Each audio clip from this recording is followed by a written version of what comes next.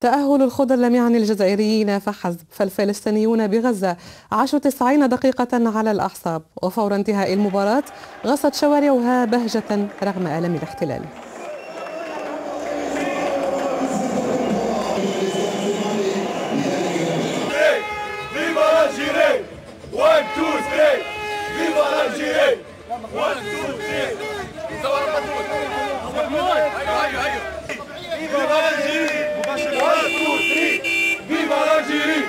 محتاجين هذا الفوز والتأهل حتى نفرح. ما فيش حاجة بتفرحنا غير الجزائر. تحيا الجزائر.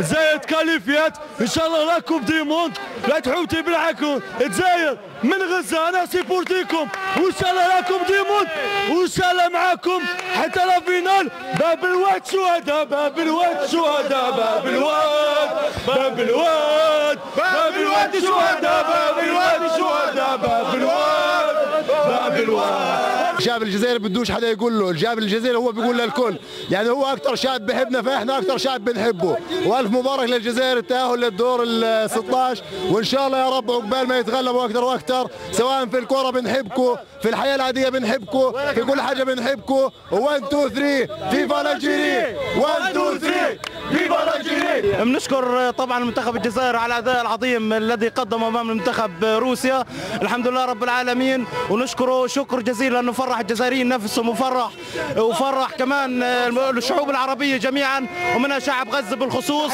الشعب هذا اللي بحبه، وتحيه من هنا لوهران ولكل الجزائر.